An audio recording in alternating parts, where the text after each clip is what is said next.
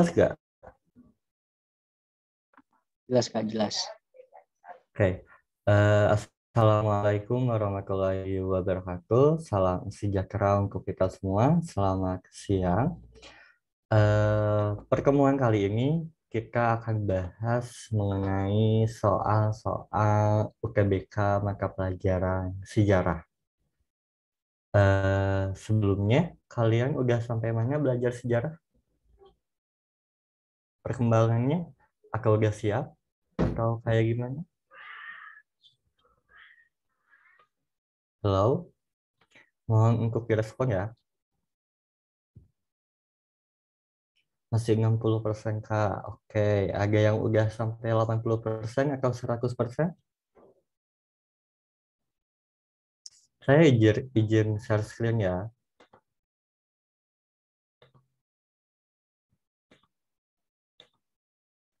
Nah, tentunya pertemuan kali ini berbeda dengan pertemuan sebelumnya, di mana kalau pertemuan sebelumnya tuh kita membahas materinya aja tanpa soal gitu loh. Meskipun ada soal, tapi itu hanya sebagian.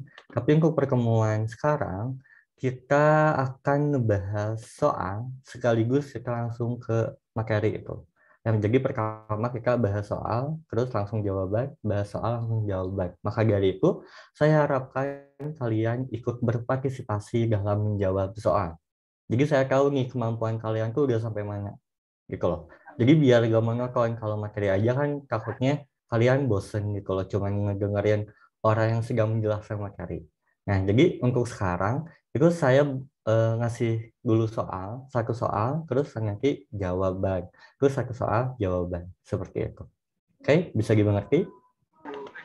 Kalau yang haus, yang lagi puasa, mungkin bisa jawabnya di kolom chatnya ya, di Ya, room chat. kita nggak bisa di room check aja jawabnya, kita juga sambil santai aja ya, ini jangan terlalu Oh, serius atau on mic aja agak. lah. Kalau misalnya mau masih semangat, masih ambis banget, bisa on mic gitu. Tapi kalau yang udah lemes, udah haus, ya udah bisa di room chat gitu. Maklum masih puasa kan gitu, lagi puasa. Ya, puasa juga harus tetap semangat lah. Puasa bukan menjadi halangan biar males gitu kan, meskipun ya kondisinya harus gak lapar. Tapi ya semangat harus tetap gitu, mau puasa mau enggak ya. Kalau ambis atau kalau semangat ya harus tetap terjaga, harus tetap stabil gitu kan. Jadi ya puasa atau apapun itu tuh bukan dijadikan alasan untuk jadi malas belajar gitu ya. Oke, biar mempersingkat waktu, kita langsung aja ke soal yang pertama. Ya, soal yang pertama. Ini ada 15 soal ya. Ada 15 soal sesuai nanti yang di UTBK kan nantinya ada 15 soal. Oke, sebentar. Oke, soal yang nomor pertama. Hasil kebudayaan dari salah satu peradaban kuno dunia adalah ditemukannya sistem kalender berdasarkan peredaran matahari. Nah, peradaban yang memperkenalkan kalender matahari tersebut adalah peradaban, apa jawabannya? A. Mesir kuno, Sungai Indus, Sungai Huangho, suku Maya, atau Mesopotamia. Oke, dilihat dari room chat, di sini ada yang jawabannya E, terus ada yang jawabannya D.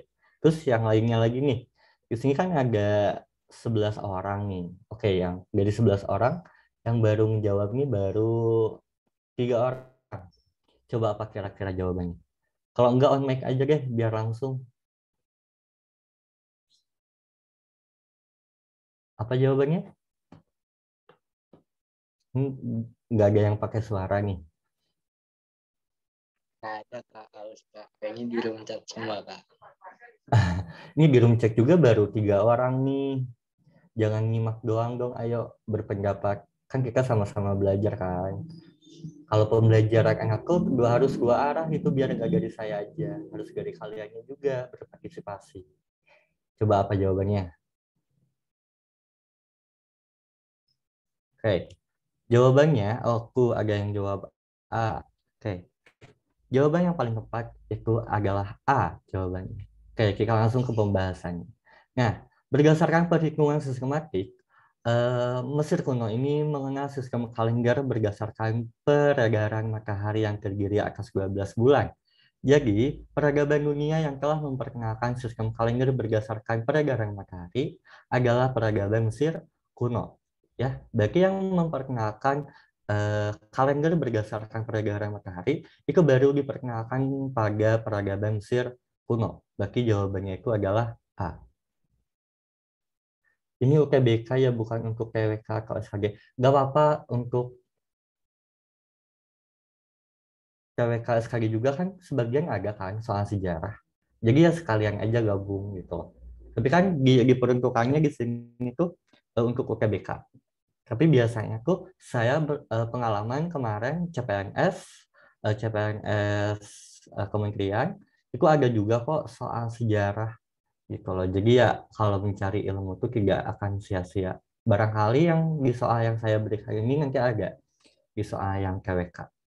Mungkin tapi pertanyaannya lebih ke sejarah Indonesia. Tapi nanti juga di sini ada kok sejarah Indonesianya. Gitu ya. Masalah zaman batu. Kak, iya, nanti juga ada di sini masalah zaman manusia purba. Oke. Kemudian, nih. Sejarah sebagai ilmu memiliki ciri sebagai berikut, yakni A. Empiris, B. Bersifat subjektif, C. Imajinatif, D. Unik, atau E. Intuisi. Jawabannya apa? Oke. Jawabannya adalah ada yang jawab A. Terus yang lainnya lagi, apa jawabannya nih dari 12 orang ini? Oke, ada yang jawab B, jawab A juga. Terus apa lagi? Jawabannya itu adalah, wait, saya pernah dapat soal gini. Iya, jawabannya yang betul adalah A. Oke, jawabannya yakni empiris. Oke, kita bahas dulu sekilas mengenai sejarah sebagai ilmu. Kan sejarah itu ada berbagai macamnya, ada sejarah sebagai ilmu, sejarah sebagai peristiwa, sejarah sebagai kisah, kemudian ada juga sejarah sebagai seni gitu kan. Nah, sejarah sebagai ilmu ini berarti peristiwa sejarah yang digali kembali kebenarannya berdasarkan metode ilmiah. Jadi maksud metode ilmiah itu digali kembali itu berdasarkan penelitian sejarah. Kan penelitian sejarah itu disebut dengan kajian historis. Nah, kemudian metode ilmiah ini selain itu juga disusun secara sistematis sehingga bersifat edukatif. Nah, jadi sejarah sebagai ilmu itu ya, sejarah itu harus benar-benar terjadi yang ada di lapangan dan harus disusun juga secara sistematis dengan menggunakan metode ilmiah. Itu beda lagi dengan sejarah sebagai peristiwa, sejarah sebagai seni, dan yang lain sebagainya. Nah, sejarah ini dianggap sebagai ilmu dikarenakan memiliki syarat-syarat keilmuan yang juga dimiliki oleh ilmu pengetahuan lain. Nah, ternyata sejarah bisa dikatakan ilmu itu harus memiliki persyaratannya, gitu loh. Nah, salah satunya itu bersifat empiris, gitu loh. Empiris itu apa sih? Jadi, empiris itu berarti berdasarkan pengalaman, terutama yang diperoleh dari penemuan atau percobaan dan pengamatan yang telah dilakukan. Nah, sifat empiris juga pada sejarah menandakan bahwa suatu peristiwa sejarah dapat dibuktikan kebenarannya berdasarkan pengamatan oleh indera manusia yang memiliki nilai kebenaran yang sama pada setiap orang. Nah, jadi intinya empiris ini merupakan salah satu ciri sejarah sebagai ilmu. Karena empiris tersebut itu merupakan syarat-syarat keilmuan biar bisa dikatakan ilmu pengetahuan. Ya, kalau jadi sejarah biar bisa dikatakan ilmu pengetahuan itu harus empiris seperti itu. Kemudian soal nomor 3. Nah, ini soal nomor 3 tentang praksara. Kalau praksara itu apa sih? Tahu nggak? Apa sih perbedaan praksara dengan sejarah? Ada yang tahu?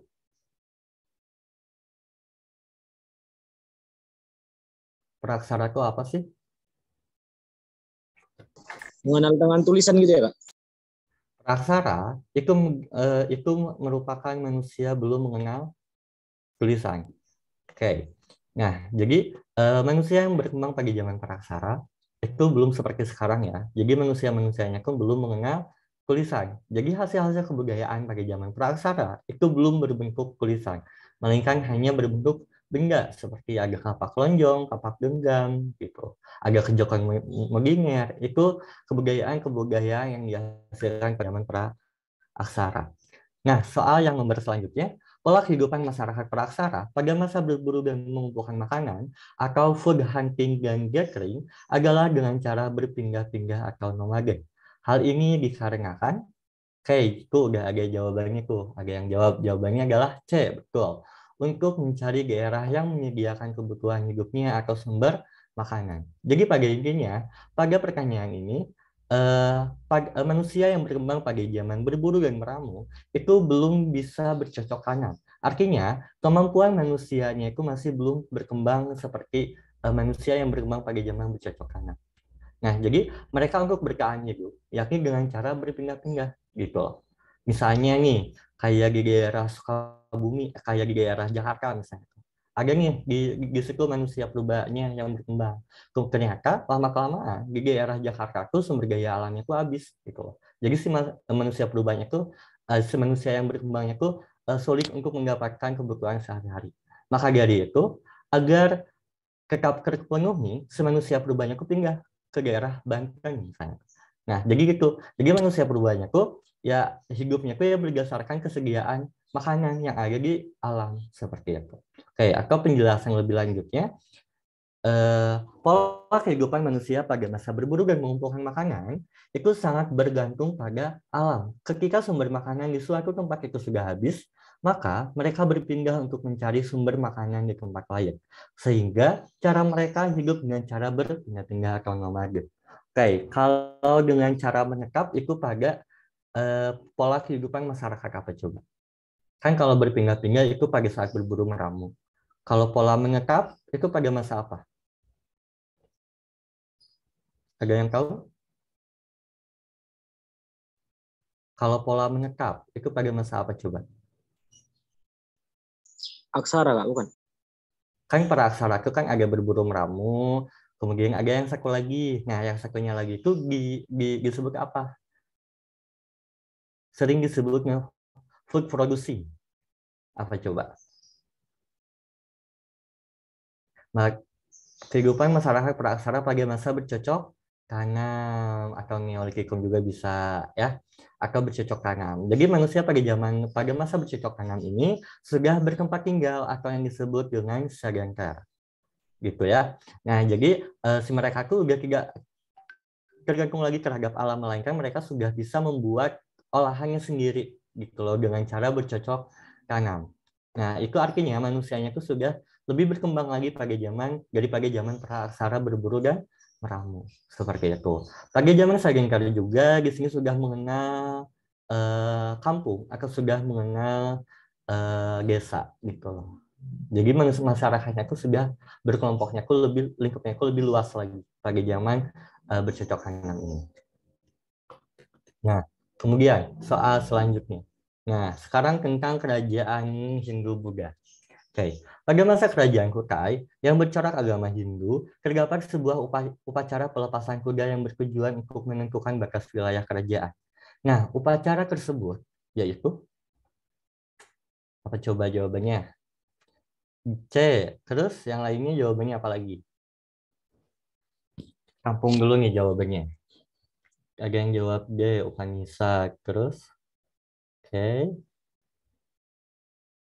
Oke, seperti yang kita ketahui bahwa kerajaan Kutai ini merupakan kerajaan pertama yang berkembang di Nusantara. Kerajaan Kutai ini yang membuktikan bahwa Nusantara sudah mulai babak baru, yakni sudah mulai mengenal tulisan. Gitu ya. Nah, jadi kerajaan Kutai ini berkembang pada abad keempat, yakni ada di daerah Kalimantan Timur. Kerajaan Kutai ini memiliki prasasti yang disebut dengan prasasti Yupa. Nah, jawabannya adalah C ya. Nah, jadi sumber yang menceritakan tentang kerajaan Kutai ini ditemukannya prasasti yang bernama prasasti Yupa. Nah, prasastinya itu ada tujuh prasasti, tapi yang baru dibaca itu ada 3 prasasti. Kasih tips UTBK Linjur ke Sasunggong, Kak. Amin 1 bulan lagi, Kak. Oke, trik dari saya, belajarnya itu jangan bacaan. Kamu harus sering-sering latih soal tentang UTBK kayak gini. Tapi kalau kamu kalau belajar materi, itu nggak akan keburu waktunya. Tapi kalau kamu tiap hari belajarnya itu soal pembahasan, itu insya Allah pasti kekejar. Soalnya, kalau kamu membahas soal itu, ini ya, karakteristik soal UTBK dari tahun ke tahun itu sama. Jadi kalau kamu tiap hari ngelatih soal, itu pikiran kamu tuh pola pikirnya tuh udah terkebak gitu. Kayak ekonomi tuh pasti ini yang keluarnya, geografi tuh pasti ini keluarnya gitu. Kalau sejarah tuh pasti ini yang keluarnya gitu loh. Jadi kalau kamu tiap hari ngelatih soal, itu pasti kamu udah terbiasa. Meskipun materinya itu susah, tapi kamu udah tahu karakteristik soalnya itu seperti apa, pasti gampang ngerjainnya gitu loh.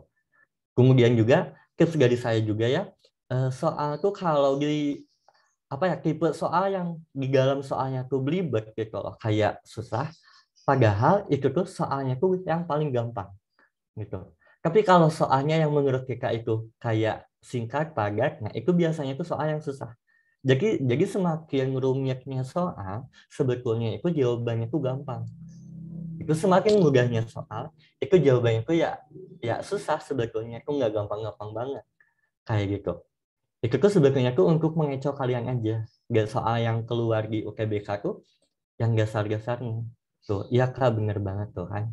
Ya, jadi kalian harus tahu pola karakteristik si soalnya itu seperti apa. Dengan cara apa? Dengan cara sering latihan soal. Kalau kaliannya itu membaca aja, tidak latihan soal, itu bakal susah dan bakal pusing gitu loh. Nih, itu kan ada intinya semakin biasa maka semakin tajam dan apa bisa karena oke iya betul juga nih. Tiap orang tuh pasti mempunyai caranya masing-masing kali ya, caranya tersendiri. Kalau saya pribadi sih ya semakin banyaknya lagi soal itu semakin tahu gitu karakteristik soal-soalnya itu seperti apa. Seperti itu. Tetap semangat. Saya lulusan UPI ya. Ada yang mau ke UPI gak? Saya lulusan tahun 2020, masuk kampusnya tuh tahun 2016. Oke, soal selanjutnya. Nah, ini masih tentang Hindu-Buddha ya. Nah, masuknya pengaruh agama.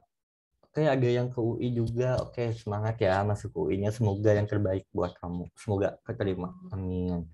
Masuknya pengaruh Hindu-Buddha ke Nusantara akan berdampak juga dalam berbagai bidang kehidupan. Salah satunya dalam sistem pemerintahan.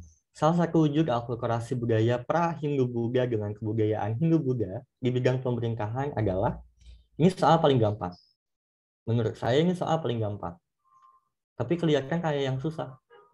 Nah, kita harus tahu dulu nih, dasar garis ini itu apa? Dasar garis soal ini berarti adanya akulturasi antara kebudayaan Hindu-Buddha dengan kebudayaan sebelum Hindu-Buddha atau kebudayaan Indonesia asli atau Nusantara asli.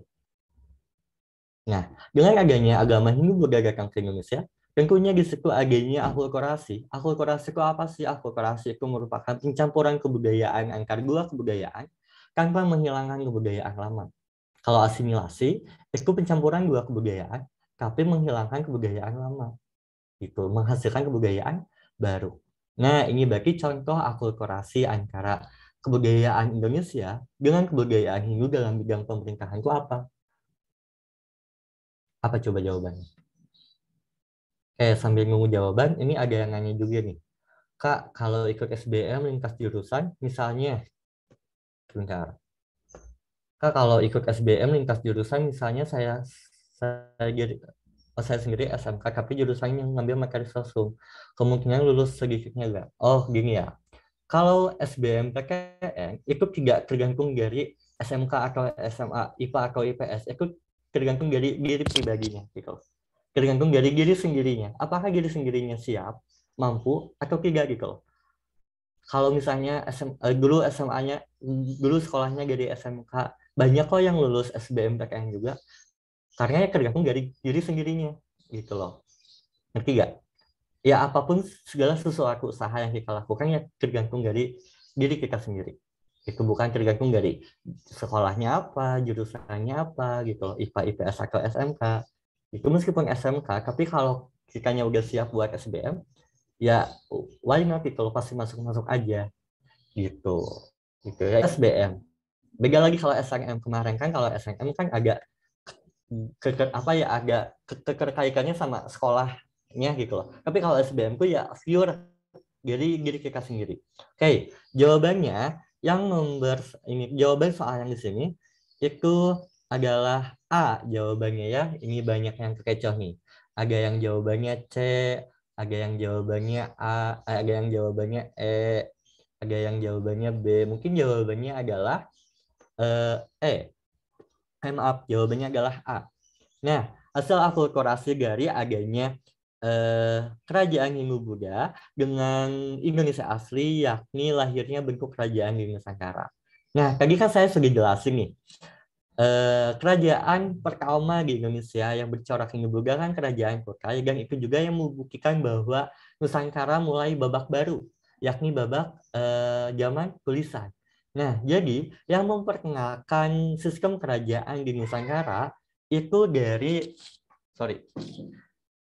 dari agama Hindu-Buddha yang dibawa oleh bangsa India ke Indonesia. Nah, perubahan sistem pemerintahan semasa Hindu-Buddha paling jelas tampak pada model kepemimpinan struktur pemerintahan. Jadi sebelum masuknya agama Hindu-Buddha ke Indonesia, masyarakat Nusantara itu belum mengenal sistem pemerintahan kerajaan. Nah, pada mulanya pimpinannya adalah kepala suku.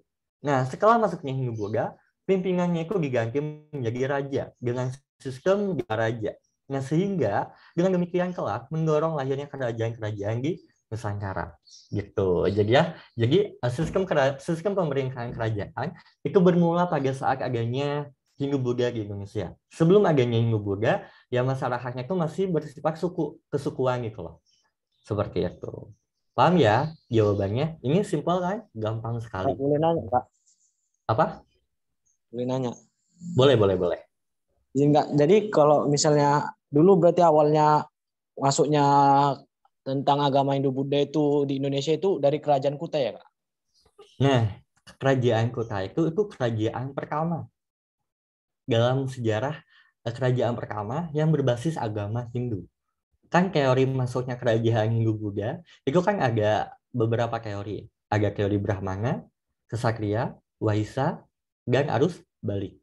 Oke, bahas sekilas mengenai keempat teori tersebut. Sebetulnya materi itu sudah dibahas di pertemuan sebelumnya. Oke, kita bahas secara sekilas saja. Oke, teori Brahmana, pada intinya teori Brahmana menyatakan bahwa agama Hindu datang ke Indonesia itu dibawa oleh kaum Brahmana.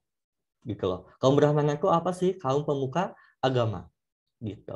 Tapi kelemahan dari teori Brahmana ini, orang Brahmana itu pantang menyeberangi lautan. Gitu. Nah, jadi teori Brahmana itu diragukan. Kemudian yang kedua itu ada teori Kshatriya. Teori Kshatriya itu menyatakan bahwa agama Hindu datang ke Indonesia itu dikarenakan adanya kolonialisasi yang dilakukan oleh bangsa India di Indonesia. Atau adanya orang prajurit India yang mengungsi ke Indonesia. Kan Kshatriya itu kaum prajurit ya. Tapi kelemahannya tidak adanya sumber yang menyatakan bahwa India telah melakukan kolonialisasi atau penjajahan di daerah Indonesia. Itu nggak ada sumber itu yang menyatakan bahwa India itu melakukan kolonialisasi di daerah Indonesia. Itu kelemahannya. Kemudian ada yang menyatakan teori dari Waisa. Tapi kalau teori Waisa itu sangat memungkinkan karena teori Waisa ini menyatakan bahwa agama Hindu-Buddha datang ke Indonesia itu oleh kaum pedagang, gitu loh. Nah, jadi pada saat itu kan negara Indonesia, Nusantara itu dijadikan sebagai pusat perdagangan rempah-rempah kan. Nah, jadi tiap berbagai bangsa atau berbagai negara itu pada saat itu tuh datang ke Indonesia, salah satunya itu dari India. Nah, dengan adanya perdagangan tersebut, itu menghasilkan suatu interaksi sosial. Interaksi sosial itu kan hubungan timbal balik antara individu dengan individu, individu dengan kelompok. Nah, jadi adanya interaksi sosial tersebut, itu menghasilkan adanya komunikasi. Nah, dari komunikasi tersebut kan adanya perkawinan gitu loh. Kemudian ada pertukaran kebudayaan antara kebudayaan India dengan kebudayaan yang ada di Nusantara. Nah, dari situ itu pasti adanya proses penyebaran agama Hindu-Buddha. Itu menurut teori Waisa. Kemudian ada teori arus balik. Kalau teori arus balik ini menyatakan bahwa agama Hindu ini datang dari adanya orang Indonesia belajar ke India, kemudian balik lagi ke Indonesia dan menyebarkan agama Hindu. Itu sekilas mengenai teori masuknya agama Hindu-Buddha ke Indonesia. Seperti itu.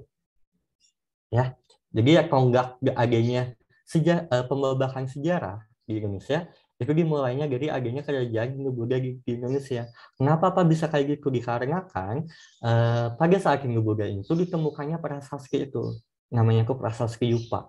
Bahasanya itu bahasa Sanskerta, hurufnya itu huruf Pallawa. Nah itu membuktikan bahwa Indonesia itu menjadikan babak baru dalam sejarah. Gitu. Harus balik dibuktikan dengan prasasti Nalanda, bukan Kak? Kalau prasasti Nalanda bukan kurang tepat ya. Kalau prasasti Nalanda itu tuh penyebab ini apa kekuasaannya kerajaan Sriwijaya gitu.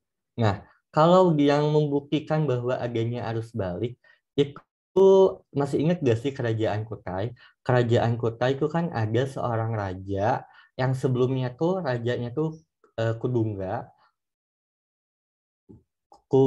Apa si raja sebelumnya tuh kan menggunakan nama Nusantara. Tapi si anaknya Aswawarman itu ada berbaur agama Hindu gitu. Nah itu tuh yang membuktikan bahwa adanya teori arus balik itu. Ngerti gak? Jadi Kudungga itu kan nama asli Nusantara. Terus anaknya tuh tiba-tiba Aswawarman gitu. Nah, artinya secara historis itu di situ pasti adanya kayak arus balik gitu.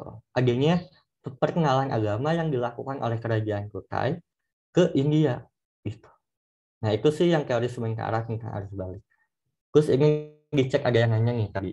Tapi kan kalau SNM sekolahnya dari IPA ambilnya sesuatu mungkin berat untuk kemungkinan lulus. Tapi yang kadang lulus juga sih. Iya betul juga. Kalau SNM kemarin itu kalau dari IPA ambil jurusannya IPS itu emang agak susah lulusnya. Kecuali kalau sekolahnya itu emang udah bener-bener bagus gitu loh.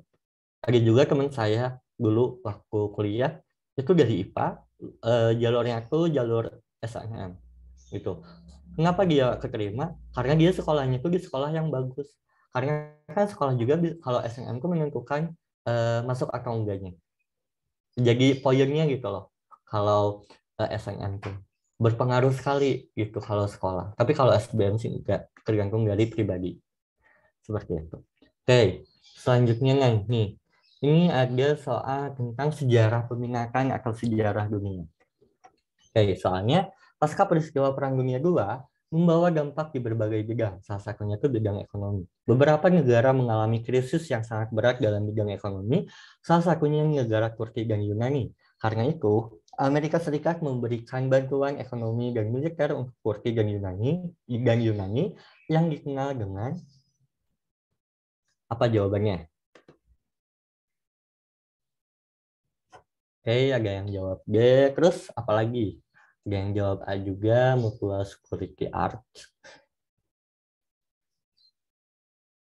Ada yang jawab B, Marshall Plan, terus apa lagi? Oke, for information, kalau Mutual Security Arts itu merupakan hubungan kerjasama dengan Indonesia pada saat demokrasi liberal, di mana di situ adanya perjanjian persenjataan antara negara Indonesia dengan negara Amerika Serikat. Berarti yang aku buka. Ya. Jawabannya itu adalah, Nah, jawabannya adalah dodol atau D, Truman Doctrine. Nah, ini ada yang jawab D, berarti udah bener ya jawabannya. Oke, pembahasannya pasca Perang Dunia Kedua, baik. Maaf ya, izin off-cam dulu sebentar. Oke, pasca Perang Dunia Kedua, terjadi persaingan antar dua negara pemenang Perang Dunia II, yakni Uni Soviet dan Amerika Serikat. Nah, jadi kan pada awalnya Uni Soviet dan Amerika Serikat itu satu kelompok gitu lah istilahnya, kayak blok ini ya, blok sekutu itu. Tapi ketika berhasil memenangi Perang Dunia Kedua,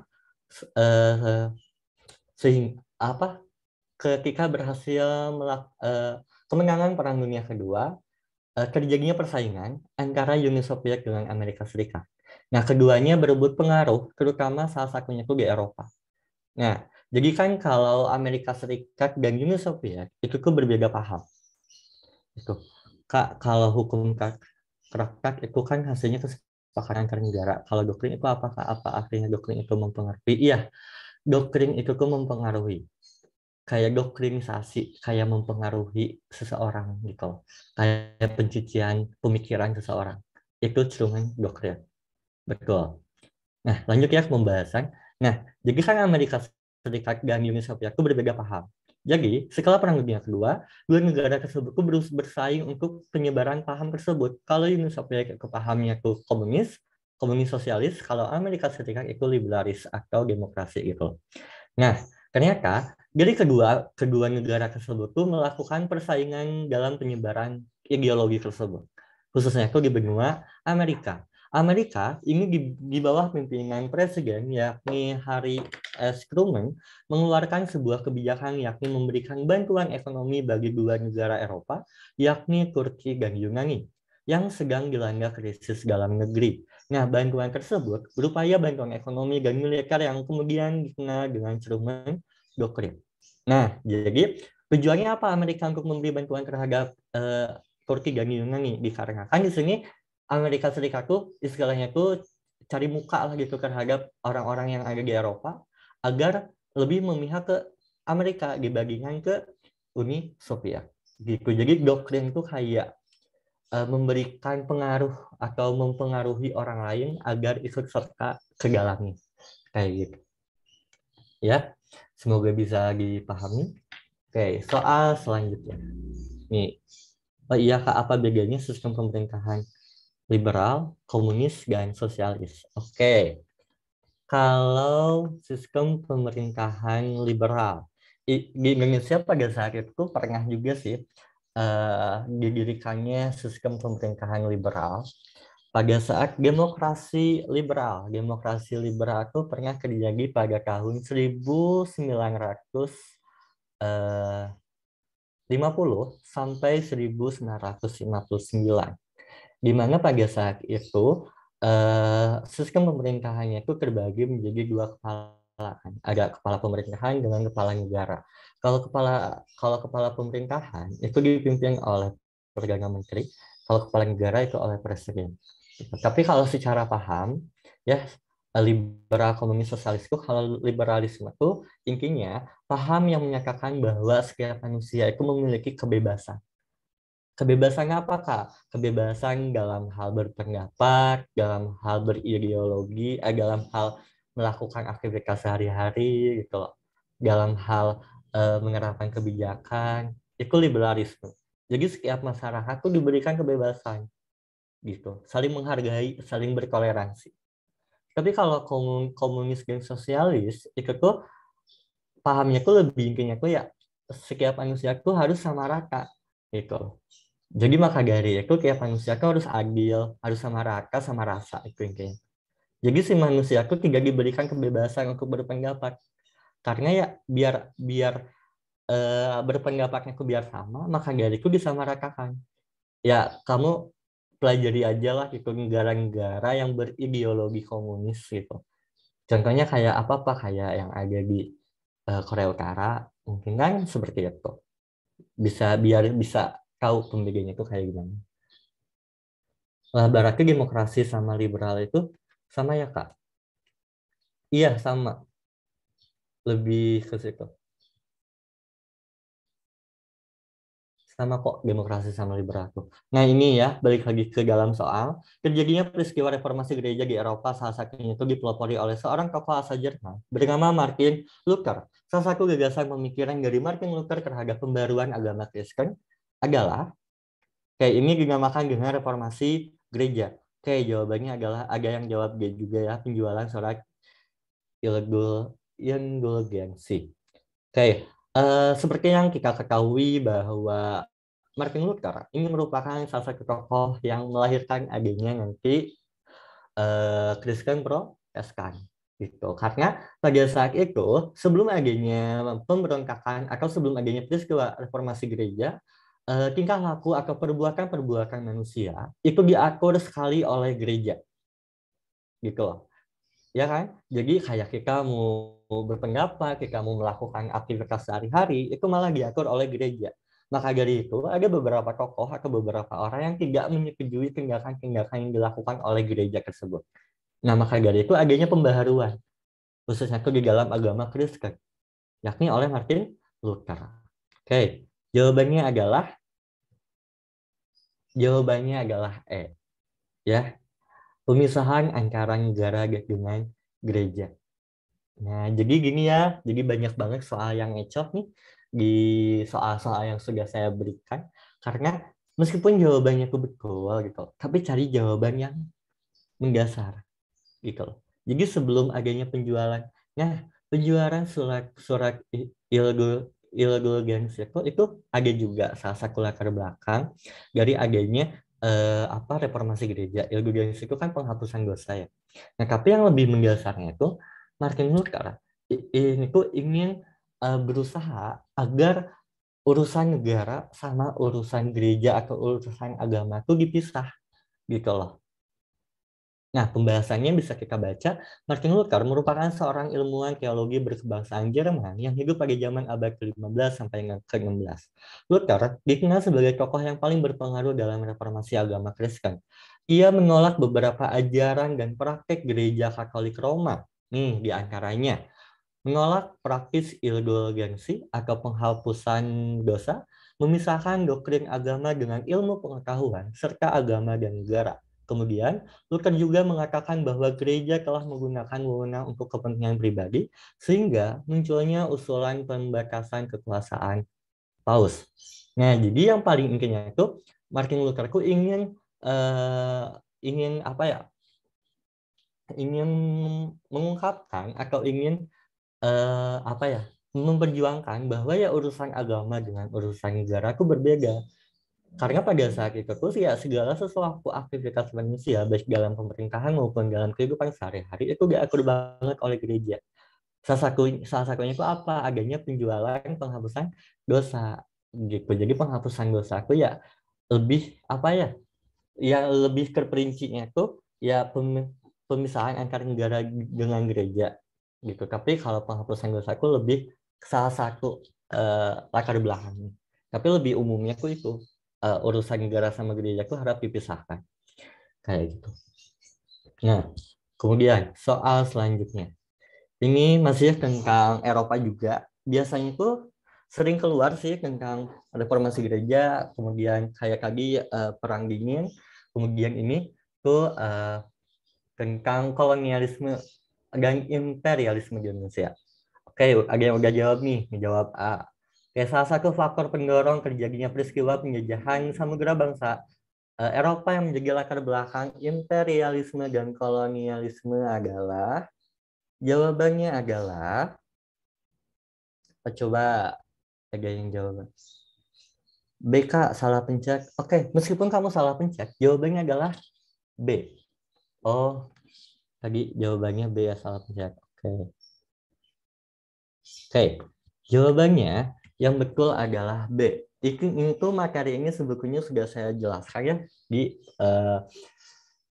pertemuan sebelumnya mengenai latar belakang atau perkembangan reformasi perkembangan kolonialisme dan imperialisme. Nah, salah satu latar belakang dari adanya imperialisme dan kolonialisme itu jatuhnya Konstantinopel ke tangan Turki Utsmani. Boleh sedikit jelaskan paham kapitalismenya, Kak? Oke, sebentar ya, kita jelasin dulu mengenai ini latar belakang imperialisme dan kolonialisme. Nah, salah satu latar belakang adanya kolonialisme dan imperialisme itu jatuhnya Konstantinopel ke tangan Turki Utsmani pada tahun 1453. Nah, Konstantinopel merupakan sebuah wilayah yang sangat penting bagi Eropa. Selain itu juga, Konstantinopel itu dijadikan sebagai pusat kekuasaan Romawi Timur. Kota ini juga merupakan kota penting bagi berlangsungnya perdagangan, yakni sebagai pintu masuk perdagangan Asia ke Eropa. Nah, jadi kan pada saat itu bangsa Eropa ingin melakukan perdagangan ya nggak usah jauh-jauh ke Asia pada saat itu. Ya mereka tuh ya udah beli aja di Konstantinopel. Contohnya, misalnya mereka ingin membeli rempah-rempah. sebelum jatuhnya ke Turki Utsmani, mereka tuh ya udah datang aja ke Konstantinopel dengan harga yang agak murah gitu loh, pembelian rempah-rempahnya juga. Nah, ketika Konstantinopel ini berhasil dikuasai oleh Turki Utsmani, ternyata harga rempah-rempah di sana tuh menjadi mahal. Sehingga orang Eropa tuh jadi mikir gitu loh. Si mereka tuh masih membutuhkan rempah-rempah, terus kalau beli ke Konstantinopel itu dengan harga yang mahal. Jadi mereka tuh ya udah deh mending kita beli aja ke tempatnya langsung, yakni ke Nusantara gitu dengan harga yang murah gitu. Maka dari itu si mereka tuh orang bangsa Barat tuh atau bangsa Eropa ya udah gitu melakukan kolonialisme dan imperialisme. Dan juga di Eropa tuh berkembangnya paham merkantilisme. Merkantilisme itu merupakan suatu paham yang menyatakan jika negara ingin dikatakan maju, itu dilihat dari banyaknya emas.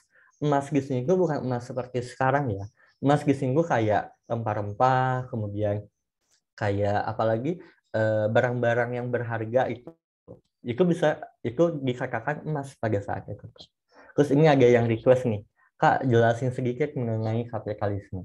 Jadi kapitalisme ini tuh suatu ideologi yang menyatakan bahwa intinya ya itu perusahaan swasta atau perusahaan itu ingin mendapatkan keuntungan yang sebesar-besarnya tanpa melihat daerah sekitarnya gitu, tanpa melihat masyarakat sekitarnya. Misalnya kayak adanya KFC, itu adanya McD, itu tuh salah satu bentuk dari adanya kapitalisme. Mereka kan perusahaan swasta yang gede gitu, mendirikan fried chicken. Misalnya nih di daerah Sukabumi, kalian tahu gak daerah Sukabumi? Oke, bagi yang belum tahu, daerah Sukabumi itu ada di Jawa Barat. Oke, misalnya di daerah Sukabumi itu belum ada KFC nih, sehingga kan dari belum adanya KFC itu masyarakatku ya udah jadi berjualan fried chicken gitu loh di pinggir jalan. Jadi si masyarakatku beli ayam tuh ya ke situ, ke masyarakat yang berjual fried chicken di pinggir jalan. Kemudian KFC adalah di Indonesia, di Sukabumi gitu. Nah, otomatis kan si masyarakat tuh malah beli langsungnya tuh ke KFC, nggak ke masyarakat lagi kan, karena mungkin si rasa yang di KFC itu lebih enak dan juga gengsi gitu loh, beli ayam di KFC gitu kayak sesuatu yang wah gitu. Nah, si KFC ini tuh tidak memperlihatkan dampak dengan adanya si KFC itu di Sukabumi itu seperti apa gitu si perusahaan. Apakah si masyarakatnya akan menjadi lebih sengsara atau menjadi lebih kaya gitu. Jadi itu yang dibentuk dengan kapitalisme. Itu biasanya kalau kapitalisme itu lebih ininya tuh di ekonomi gitu. Semoga bisa paham ya dengan penjelasan secara sekilas mengenai kapitalisme seperti itu. Oke, kita lanjut aja ke pembahasan selanjutnya. Nah, soal selanjutnya ini soal tentang penelitian sejarah atau ruang lingkup sejarah. Ini biasanya suka ada di soal KBK. Yang dikiranya tuh kayak yang susah, padahal dikira itu kayak yang susah padahal gampang gitu ya. Oke, soalnya ini ada yang udah jawab duluan nih. Jawabannya itu C. Coba kita bacain dulu soalnya. Dalam mengkaji sebuah peristiwa sejarah, terdapat langkah-langkah atau metode penelitian yang harus dilakukan oleh seorang sejarawan. Nah, urutan metode penelitian sejarah yang tepat adalah, ada yang jawab dodol atau jawab dia juga. Oke, ada yang jawab C. Oke, jawabannya adalah C. Betul ya? Ini gampang ya. Jadi sebagai sebuah ilmu, sejarah tentunya memiliki metode atau langkah-langkah penelitian. Yakni ada heuristik. Heuristik itu apa sih? Heuristik itu mengumpulkan sumber. Kemudian ada kritik. Kritik itu berupa uji kelayakan sumber. Jadi kalau heuristik itu pengumpulan sumber, kalau kritik itu mengkritisi sumber-sumber yang didapatkan.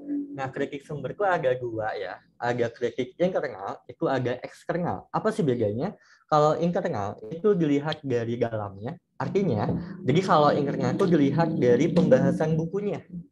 Kan kalau buku-buku sejarah itu kan tiap buku itu berbeda kan, berbeda pendapat. Nah, kalau di sejarah itu hal yang wajar. Karena di sejarah itu ya tiap orang tuh bebas berpendapat asalkan sumbernya jelas. Sehingga tiap buku itu pasti berbeda pembahasan. Nah, kalau kritik eksternal itu dilihat dari luarannya gitu loh. Jadi misalnya kita dapat buku nih, si buku ini tuh sejaman atau enggak gitu. Kemudian kayak aksaranya kayak gimana gitu loh, sejaman atau enggak. Kalau internal itu dari dalam, kalau eksternal itu dari luar. Istilahnya kalau eksternal itu mandang fisik, kalau internal itu mandang hati. Kayak gitu. Nah, kemudian ada interpretasi. Interpretasi itu merupakan analisis dari kritik sumber. Jadi misalnya sumber-sumber yang sudah kita olah, yang sudah kita pilih di dalam tahapan kritik sumber, kemudian kita analisis hasilnya. Isi di dalam buku itu tuh kita analisis. Itu dinamakan dengan interpretasi. Kemudian yang terakhir itu ada historiografi. Historiografi itu penulisan sejarah. Nah, penulisan sejarahku itu tahap akhir dari penelitian sejarah itu dinamakan dengan historiografi.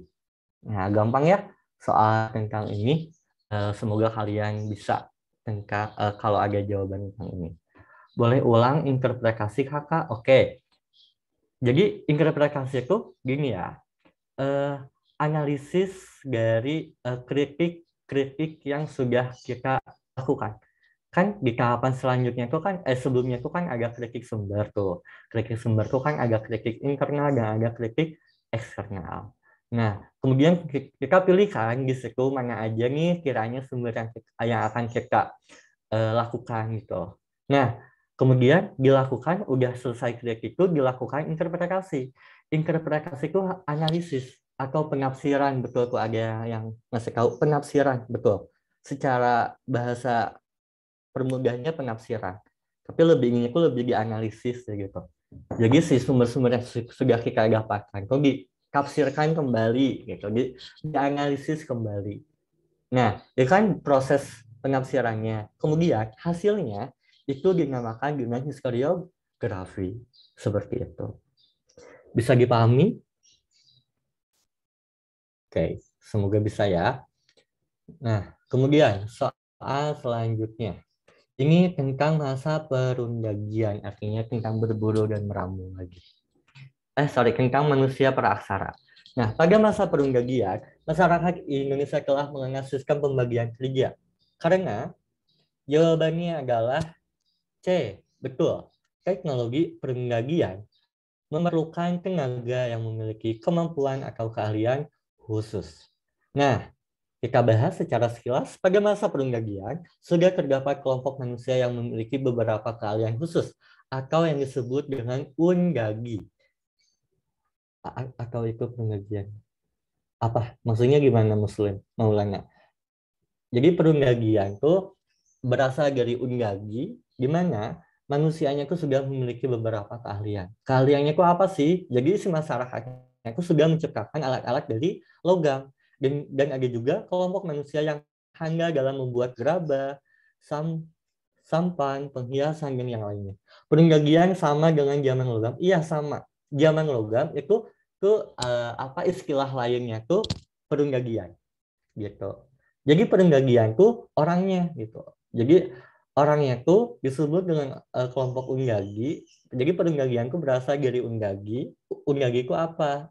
Undagi itu memiliki keahlian khusus. Jadi si masyarakatnya itu sudah memiliki keahlian khusus. Salah satunya itu apa? Setelah menciptakan alat-alat dari logam, kayak kapak corong, kayak ngekara, kemudian adanya gerabah, sampan, perhiasan, gitu. Jadi zaman logam dan zaman undagi atau zaman perundagian itu sama aja. Ya, ingat ya. Oke, selanjutnya nih. Rangkaian ini soal paling gampang juga nih. Rangkaian peristiwa yang terjadi di masa lalu yang disusun berdasarkan urutan waktu disebut juga sebagai apa? Kan sejarah itu harus disusun secara berdasarkan waktu kan. Oke, ada yang jawab A, jawab B. Jawabannya adalah A, kronologi. Ya, kalau periodisasi itu bukan.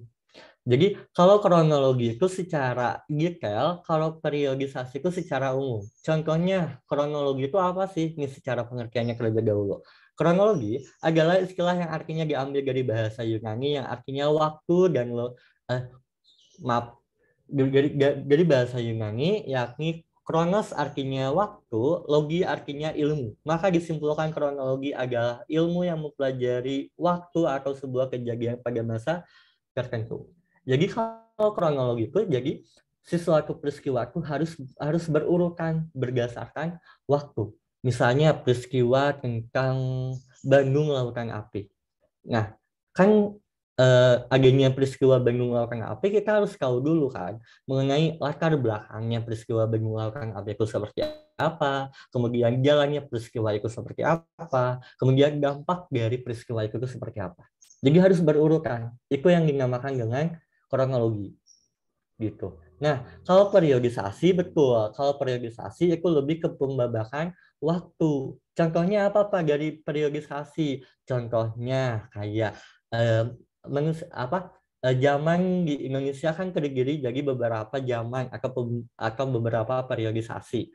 Contohnya kayak zaman Praksara, kemudian zaman Hindu-Buddha di Indonesia, zaman Kerajaan Islam, gitu. Zaman kolonialisme di Indonesia, kemudian ada zaman pergerakan nasional, zaman revolusi, gitu. Itu yang disebut dengan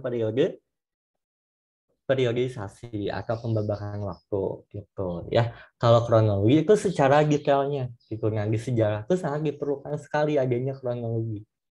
Jadi kalau kita mau ngejelasin sejarah itu tidak secara tidak bisa langsung ke dampak, itu harus dijelasin dulu kayak latar belakangnya itu seperti apa, jalannya peristiwa itu seperti apa, kayak gitu. Oke, lanjut ya.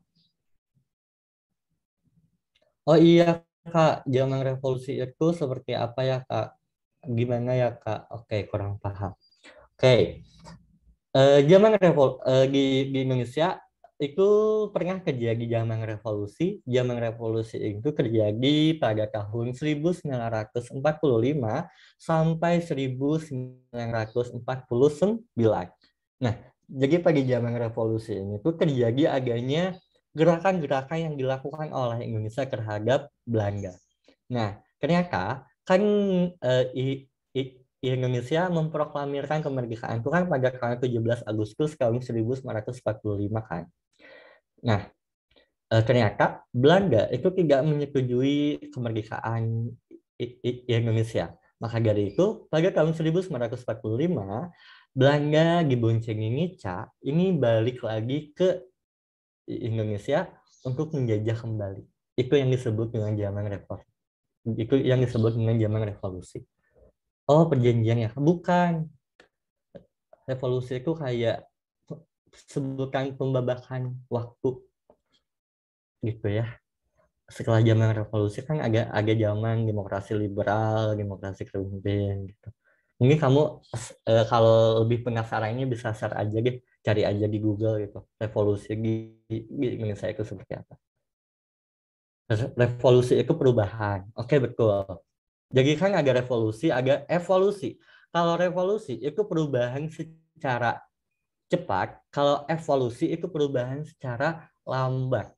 Nah, itu biasanya ada di dalam sosiologi, ya, peribahasa evolusi sama revolusi ini. Oke, kita bahas dulu ya ke soal yang ada di sini. Oke, soal yang di sini tuh pada awal abad ke-20 terjadinya perubahan politik kolonial di Hindia Belanda yang dikenal sebagai politik etis atau politik balas budi. Salah satu latar belakang diterapkannya karena adanya kritikan melalui sebuah tulisan yang berjudul In Aerosol yang ditulis oleh, jawabannya adalah, ini salah semua nih jawabannya, apa coba yang benar? Bukan C, bukan dodol. Jawabannya adalah, oh bener deh, jawabannya D. sorry. Jawabannya adalah D. Nah, pembahasannya Van Deventer ya. Nah, pada abad ke-20, terjadinya perubahan politik di pemerintah kolonial Belanda, yakni munculnya politik etis atau politik balas budi.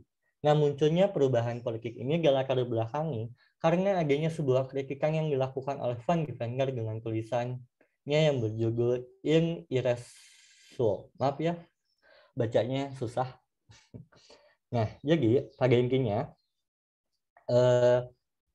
kebijakan politik etis ini diterapkan di Indonesia di latar belakangi karena kebijakan-kebijakan yang diterapkan oleh pemerintah Belanda itu tuh malah membuat masyarakat Indonesia itu semakin sengsara. Sehingga adanya beberapa tokoh di Belanda, yakni khususnya tuh kaum liberal, yang mendesak parlemen Belanda untuk segera menghentikan kebijakan-kebijakan yang dapat menyebabkan penderitaan rakyat Indonesia. Ternyata orang-orang Belanda itu tidak semuanya setuju eh, dengan pemerintah Belanda yang melakukan kebijakan-kebijakan yang eh, merugikan masyarakat Indonesia gitu. Nah, salah satu kebijakannya apa dengan adanya kebijakan tanam paksa gitu. Jadi kebijakan-kebijakan itu kan sangat merugikan sekali masyarakat Indonesia. Ternyata kaum liberal yang ada di Belanda itu mendesak pemerintah Belanda untuk segera menghentikan dan segera meminta maaf terhadap Nusantara atau Indonesia. Dibuktikannya apa dengan adanya kebijakan politik etis. Oh iya Kak, buku Andai Aku Seorang Belanda itu kira jadi orang kaya. Iya, itu Andai Aku Seorang Belanda, ya itu Ki Hajar Dewantara pas itu mah ini di organisasi ini apa? English Party. Nah, gitu ya. Yang judul itu mah di organisasi English Party pada saat pergerakan nasional. English Party itu merupakan organisasi politik pertama, ya, politik pertama di Indonesia. Kalau organisasi pergerakan nasional pertama itu Budi Utomo, kalau organisasi politik kalau organisasi politik pertama itu English Party. Oke, selanjutnya. Ini udah ada jawabannya. Ya, saya belum ngedit nih yang ini. Maaf ya. Kalau yang ini salah juga. Sorry. Maaf ya, ini langsung ada jawabannya. Saya lupa nih nggak keedit layout jawabannya, jadi udah ada jawabannya secara langsung. Oke. Proses lahirnya nasionalisme di Indonesia menuju ke arah kebangkitan nasional ini didorong beberapa faktor. Salah satunya, nah jawabannya itu adalah B ya, lahirnya golongan intelektual. Nah, lahirnya nasionalisme di Indonesia dipengaruhi oleh beberapa faktor baik secara internal maupun eksternal. Nah, faktor internal itu ada 3. Jadi, lahirnya nasionalisme itu dimulai pada saat adanya pergerakan nasional. Ya, itu dimulai dari tahun 1908. Nah, ini faktor internal itu ada 3. Yang pertama itu diterapkannya politik etis dengan 3 program, yakni ada edukasi, irigasi, dan imigrasi. Kemudian ada lahirnya golongan cendekiawan atau intelektual. Nah, golongan cendekiawan ini lahir dari adanya politik etis. Jadi khususnya dalam hal edukasi. Jadi maksudnya gimana sih Kak? Jadi dengan adanya politik etis itu sebetulnya itu membawa dampak yang sangat besar sekali bagi bangsa Indonesia. Dikarenakan dengan adanya politik etis, orang-orang Indonesia itu menjadi lebih luas lagi wawasannya, terutama dalam hal nasionalisme. Contohnya apa? Kayak dengan adanya edukasi, orang Indonesia ke orang pribumi ini boleh bersekolah ke Belanda. Nah, dampak dari adanya sekolah ke Belanda itu, orang-orang yang bersekolah ke Belanda itu menjadi wawasannya itu lebih luas lagi. Kayak melihat negara-negara lain. Contohnya, wah ternyata Jepang ini berhasil nih melawan Rusia gitu loh. Ternyata bangsa Asia itu bisa lebih maju juga dibandingkan bangsa Barat gitu. Kemudian juga dengan adanya edukasi itu munculnya lahirnya kaum cendekiawan atau intelektual. Nah, jadi orang cendekiawan atau intelektual itu merumuskan tindakan-tindakan yang dilakukan oleh Indonesia ke depannya nanti untuk melawan Belanda seperti itu. Kemudian lahirnya organisasi modern di Indonesia seperti Budi Utomo. Nah, ini juga salah satu dampak dari adanya politik etis sebetulnya. Oke, terus ini juga ada yang ini nih. Sorry. Apa ya? Bentar. Saya scroll dulu ke bawah pertanyaannya. Mana sih? Bentar ya. Nah, sorry bentar.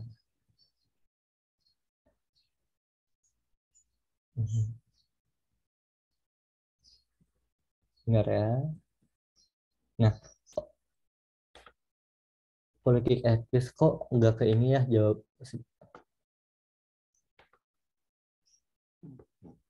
Oh iya, si politik etis itu karena ada timbal baliknya dari Belanda karena Indonesia mengikuti Belanda seperti adanya kerja paksa. Jadi gini, politik etis itu ada dikarenakan orang-orang yang berhaluan liberal yang ada di Belanda itu mendesak parlemen Belanda untuk segera menghentikan kebijakan tangkap paksa. Kenapa sih kaum liberal itu tidak menyetujui dengan kebijakan tangkap paksa ini? Kan kebijakan tangkap paksa itu akibatnya itu dampaknya itu malah merugikan sekali masyarakat Nusantara kan pada saat itu. Jadi tidak adanya kebebasan yang dimiliki oleh masyarakat Nusantara pada saat itu. Sedangkan kan kaum liberal itu lebih mengutamakan kebebasan tiap orang itu. Maka dari itu agar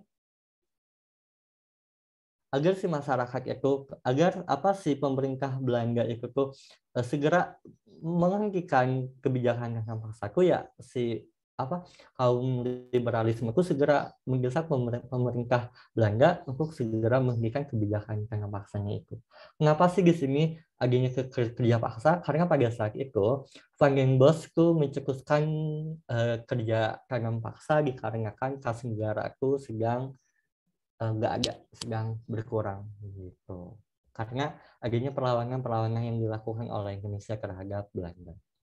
Contohnya Gauss Kicker ya betul, Gauss Kicker itu merupakan salah satu tokoh yang menentang pemerintah Belanda dalam hal kebijakan-kebijakan yang merugikan sekali masyarakat Indonesia. Jadi ya ternyata orang Belanda itu tidak semuanya setuju gitu loh dengan penjajahan yang dilakukan oleh Belanda di Indonesia seperti itu. Oke, soal ke-14 nih. Salah satu kebijakan VOC yang memberatkan masyarakat Nusantara kala itu yakni adanya Fairplice Leverangki yang isinya menganut tentang jawabannya G ya. Beda lagi, Gauss Kicker itu ada dua ya. Ada Gauss Kicker yang English Party, ada Gauss Kicker yang menentang pemerintah, ada Gauss Kicker yang mencetuskan kebijakan politik etis. Gitu. Jadi masih saudaraan gitu, tapi berbeda orang. Gitu ya. Oke, ke soal yang 14 ya. Nah, Fairplice Leverangki ini merupakan kebijakan yang mengatur tentang penyerahan wajib hasil bumi kepada VOC. Selain itu juga dalam kebijakan ini VOC juga mengatur harga hasil bumi yang diserahkan sehingga hal tersebut menyebabkan kerugian yang besar pada penduduk Nusantara karena mau tidak mau harus menyerahkan hasil buminya kepada VOC dan harganya ditentukan oleh VOC yang jauh lebih rendah dari harga pasar. Nah, gitu ya. Jadi tindakan-tindakan yang dilakukan oleh Belanda atau oleh VOC itu sangat merugikan sekali masyarakat Indonesia. Contohnya apa? Jadi monopoli harga betul atau monopoli perdagangan gitu ya. Kalian kalau sering latihan soal tuh pasti tahu kalau di sejarah tuh ya yang mungkin kalian tahu dasarnya itu apa. Ya udah gitu loh, pasti mengalir dengan begitu saja. Jadi nggak usah dihafalin semua. Sejarah tuh jangan dihafal tapi dipahami. Oke? Lanjut. Soal nomor terakhir, soal nomor 15. Nah, pada awal perkembangan kebangkitan Indonesia, lahir berbagai organisasi, salah satunya itu Sarekat Islam. Oke, Sarekat Islam ini muncul sebagai organisasi yang kemudian berkembang pesat bahkan memiliki beberapa cabang. Nah, namun pada perkembangannya terjadi konflik di tubuh Sarekat Islam. Salah satunya terjadi antara, jawabannya adalah D ya, Haji Agus Salim, Abdul Muiz, dan Semaon dan Darson. Oke, Sarekat Islam ini merupakan salah satu organisasi yang berkembang pada masa pergerakan nasional. Jadi selain Budi Utomo, ada juga Sarekat Islam. Nah, Sarekat Islam ini didirikan oleh Saman Hudi pada tahun 1911. Nah, seiring berkembangnya zaman, organisasi ini mengalami pertumbuhan dari segi anggotanya. Hal inilah yang dimanfaatkan oleh tokoh-tokoh ISGV. Nah, ISGV itu sebuah organisasi yang berhaluan komunis, ya. Jadi sebelum PKI itu namanya itu ISGV terlebih dahulu. Gitu. Inggris Sosialis Demokratis Vereniging. Oke. Ya, betul. Garsono dan Semaun itu ke kelompok merah dan Agus Salim itu ke kelompok putih. Iya, jadi dengan adanya ISGV ini, ISGV itu memanfaatkan syarikat Islam sehingga syarikat Islam itu terbagi menjadi dua. Ada SI merah dan SI putih. Oke, kalau SI putih ini beraliran nasionalis, contoh tokohnya seperti Cokro Aminoto, Agus Salim, Abdul Muiz, dan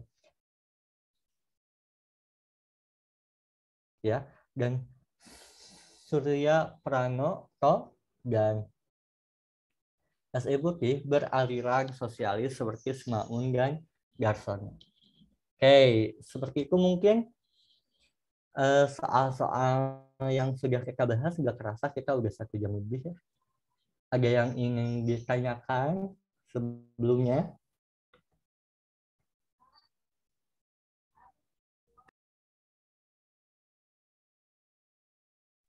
Ya, mau Lana itu pada digital juga basis skripsinya. Iya, kita di sini ada 3 ya, ada TOEFL, ada UTBK, ada SKD gitu.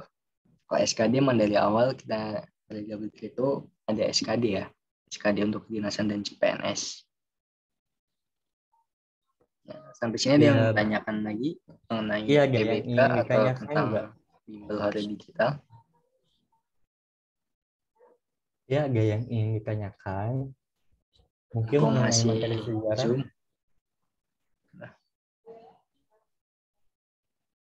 Apa semuanya di sini pada puasa? Ya, pada yang lain dilanjut ya. Ya, untuk Zoom SKD ada juga gitu. Pantauin aja IG Hore Digital. Instastory IG Hore Digital, nanti situ akan ada Zoom seperti SKD, baik TWK, TIO-TKP, ada TPA TBI, terus ada TOEFL-nya, terus ada juga untuk UTBK, baik Saintek maupun Sosum gitu. Ada TPS-nya juga gitu. Sama-sama juga. Semoga ilmu yang saya berikan itu berkah ya ke kalian dan ngerap gitu loh, ngerti ke kalian.